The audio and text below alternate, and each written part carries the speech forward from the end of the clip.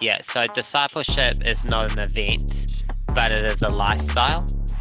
Like it's a lifestyle lived out. So it's like this. You can go to church, but that doesn't mean that you're a Christian, right? That's right. Like, right, you can be involved in the worship team. Doesn't mean that you worship Jesus.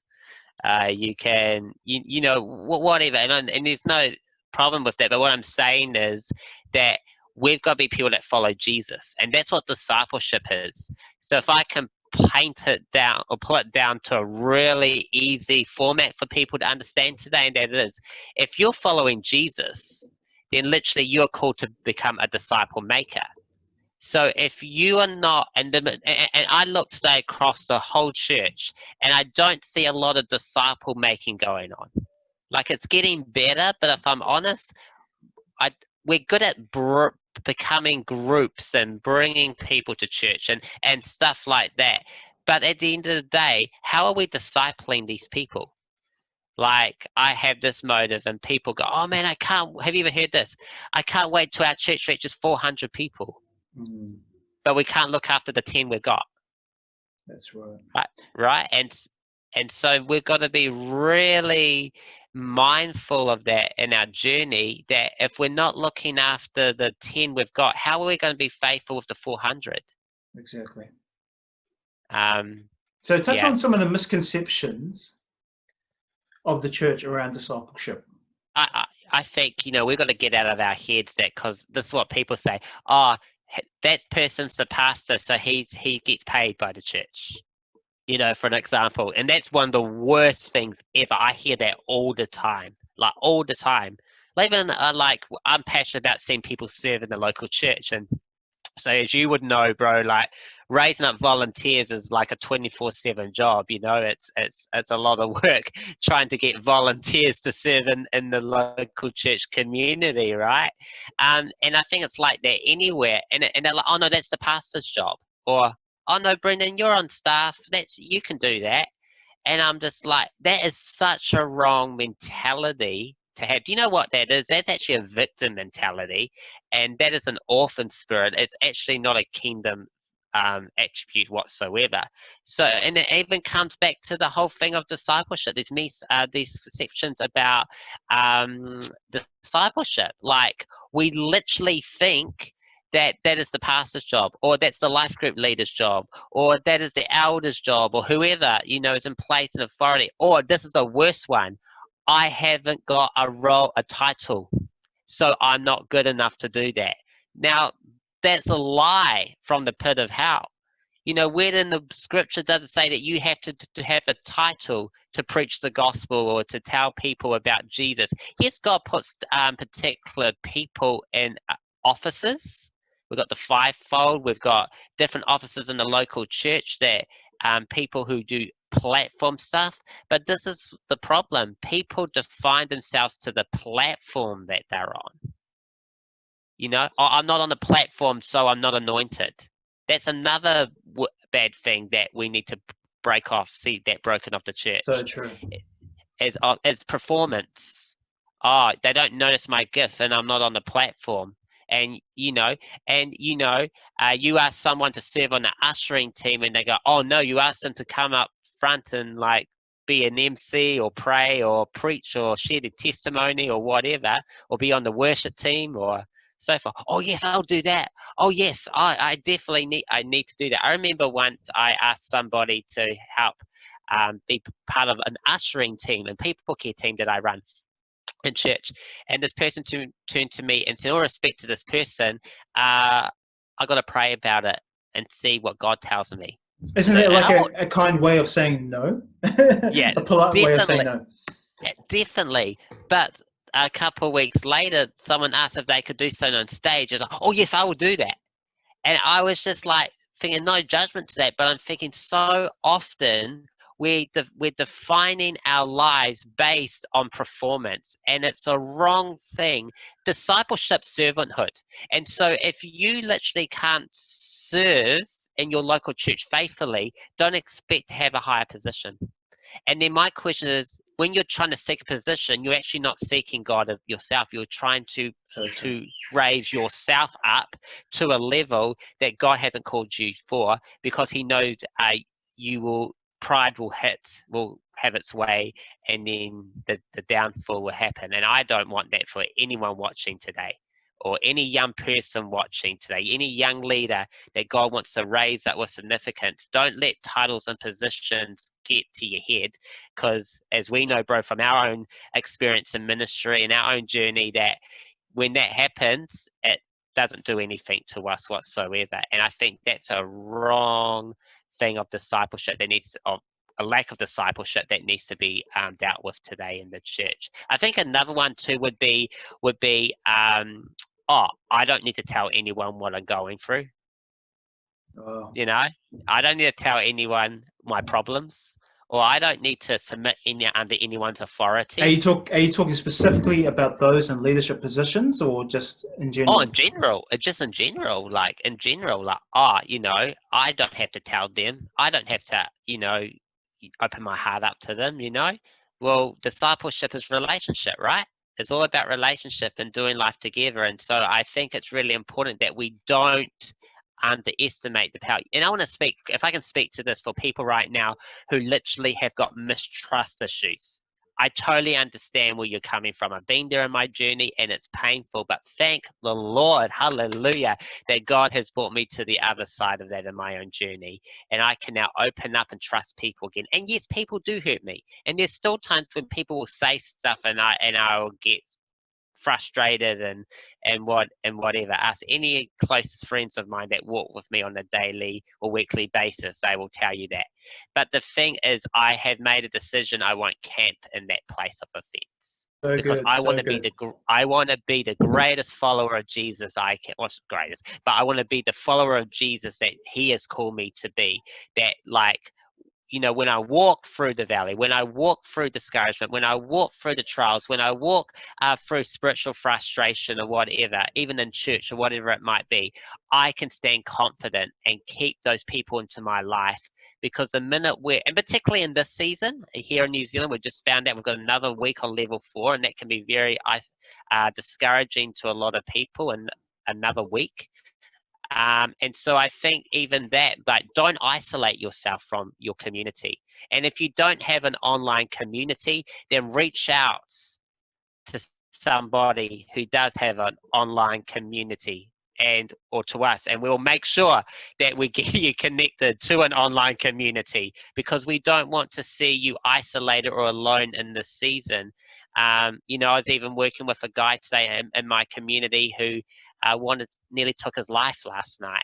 And, and he lost his auntie in the weekend as well. And so walking with this guy on that. Now, I say that today because that is a level of discipleship.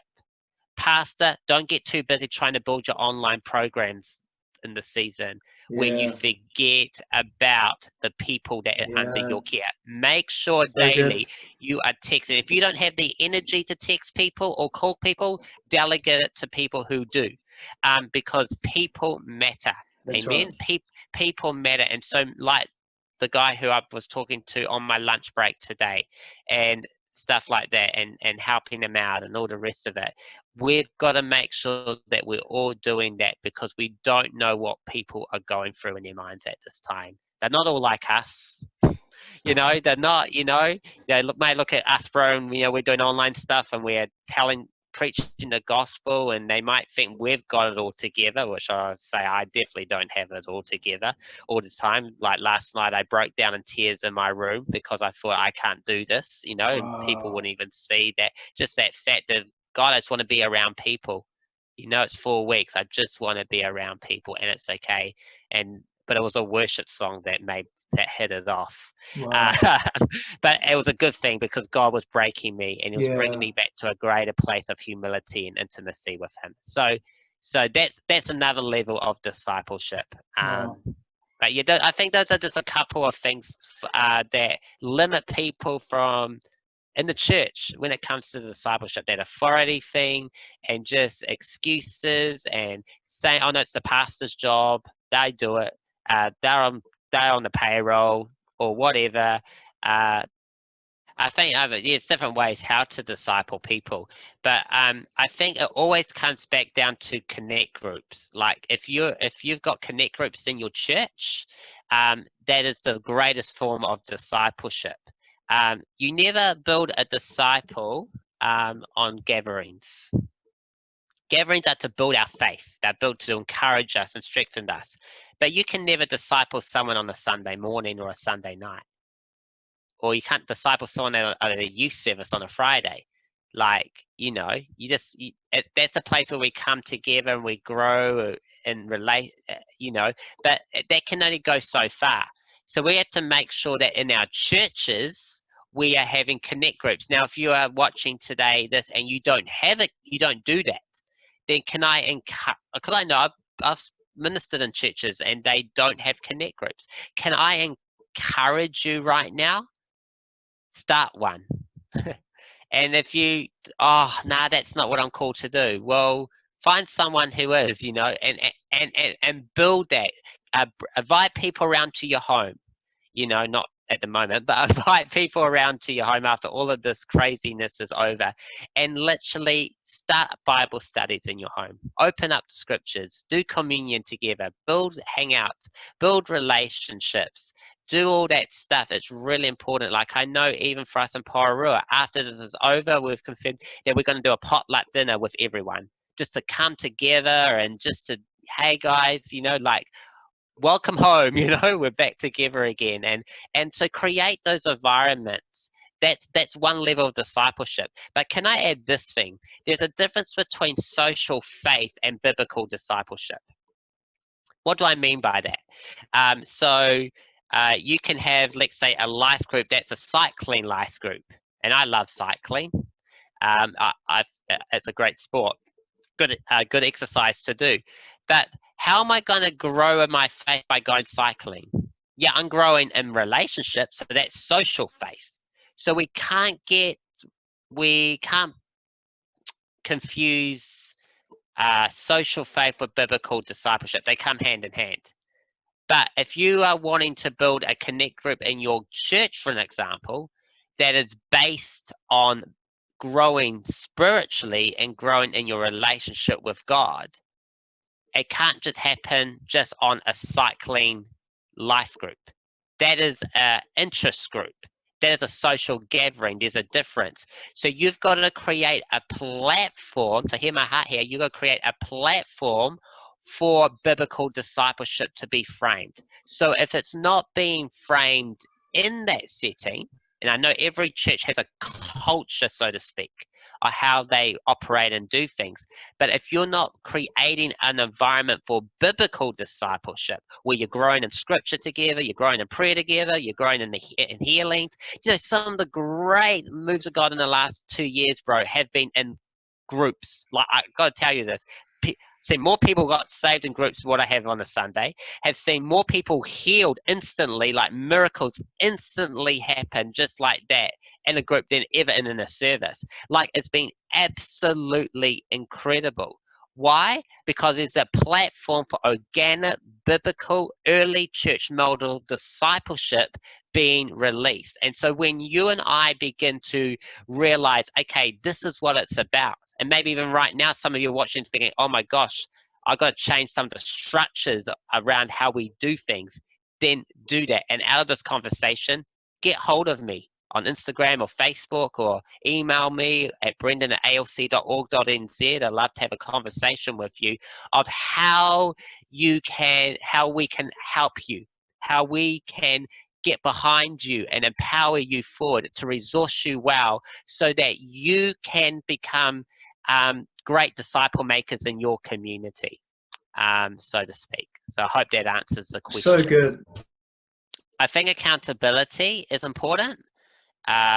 So the way that we stay accountable to one another, we're particularly like men, like I've discovered this in my journey recently, like encourage a female to come to a life group or to come to anything to do with church, and it's like, yeah, I'm there, like, okay, for an example, if you ask, hey, there any women in the house today, and like they're like, yeah, you're like, they go crazy, are there any men in the house? Yeah. And, it's just like, there's that sense of like, I don't know what it is, but yeah, I don't know what it is. But the thing is, it's like, I've realized it's easier to invite a female to things, but a male is very hard. And the reason why I say that is they like to isolate themselves. Men like to isolate and keep in their corner, and I've been guilty of it many times. Oh, how are you? Yeah, I'm good. But no, really, how are you? And so a form of discipleship is actually going deep and having those one-to-ones and taking people out for coffee. I mean, I probably would invest at least 25 to 30 hours a week just doing one-to-ones with people. And I'm committed to that. Like, you can't just go around saying you're a pastor if you don't do that. Like, it defeats the role. And so I will spend times, I will be with people till 11 o'clock at night. I will be on the phone sometimes to 1 a.m. in the mornings, depending what the situation is. If it's life and death, like the situation that I've currently been walking through the last 24 hours with one individual, then it's worth it. It's worth it, because I will stand before Jesus and give account of that person. Yeah. So how good. I looked after that person, how I treated that person, how I discipled that person. If that person doesn't want it, then that's out of my hands. But at least I did my job as a leader, as a pastor, as a minister of the gospel, by showing the love and truth of Jesus Christ. And I think one of the other levels of discipleship is, don't be afraid to speak the truth. We're so scared to offend people. Like, we're so scared to put people off and stuff So like good. that. And yes, there's one thing. If you've got an issue with, let's say, if you've got an issue with somebody and it's pastoral and you've got to disciple them through that journey, so they got saved, but let's say it's, let's use pornography for an example, because it's so common today.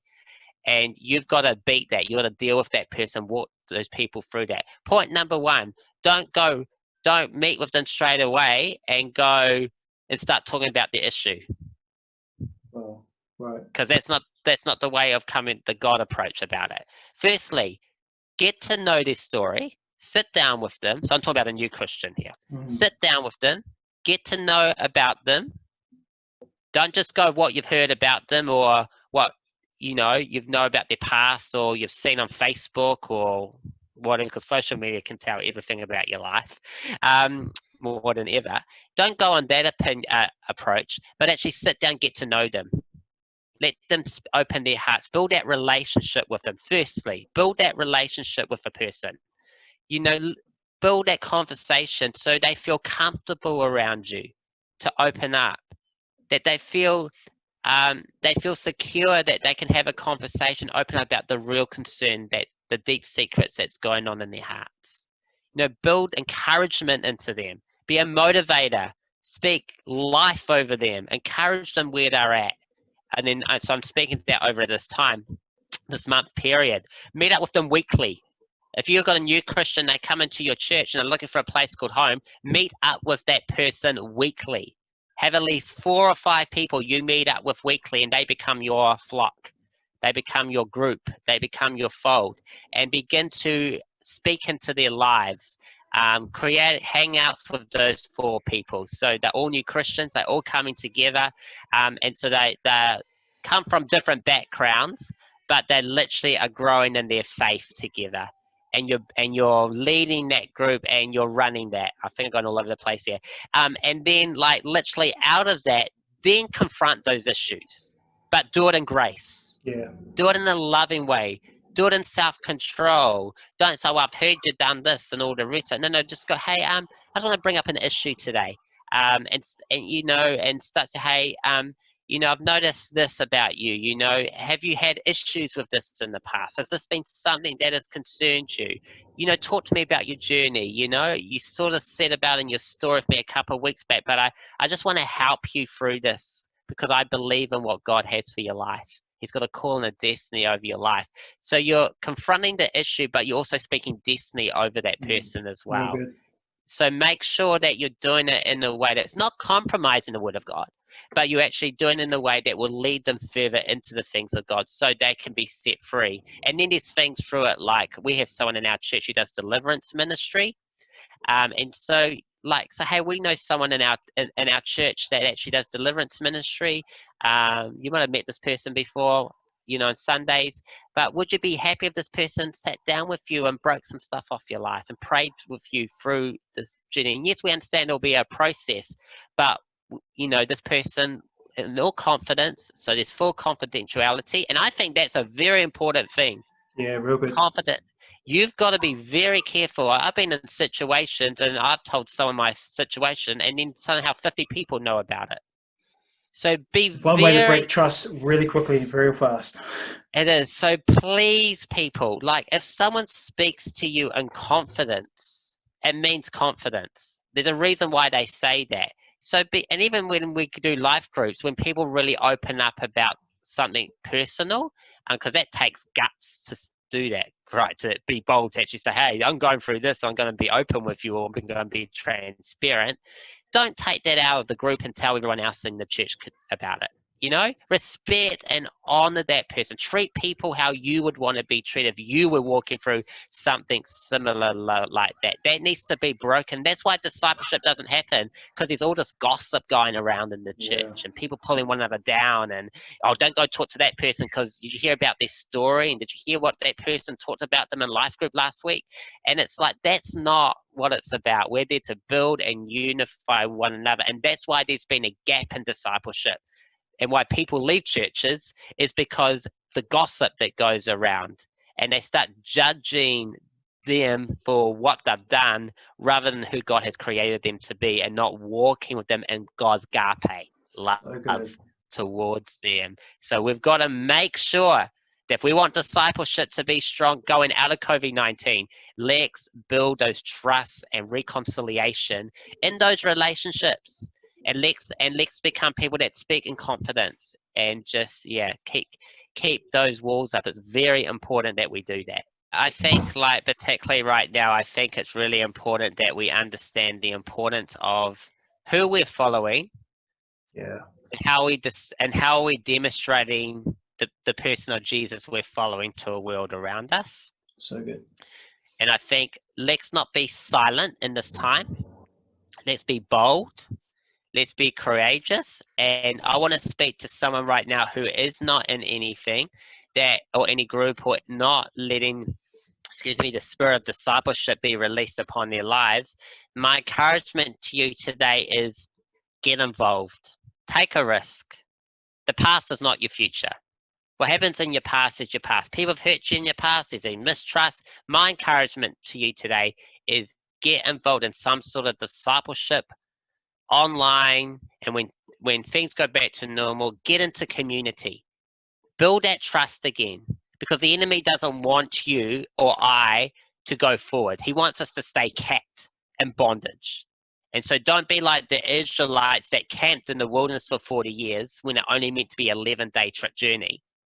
They missed out 40 years of effective biblical organic discipleship because they just wanted to camp in bondage and negativity and all the rest of it. Don't be like that. Be that person who goes, right, nah, I can't do this anymore. I cannot do this on my own. I have to make sure I've got the right people and the right support around me so I can be healed and whole, so I can move forward into the plan and purpose. Don't play God either. Don't play God. Don't play this Christian game, people. Let's be bold in our faith. Let's follow our conviction, right? You've had a revelation on it. Now, follow your conviction. Do something about it. Reach out and see God do something amazing. I believe there'll be emails going out to churches all over the place now saying, I want to get connected into a connect group or a life group or whatever right now because I don't want to do this alone. And that is what it's all about. Not give up. Do not give up. Keep going. You're doing a good job. Proud of you all, and just keep running the race because we're doing this together. So come on, better together.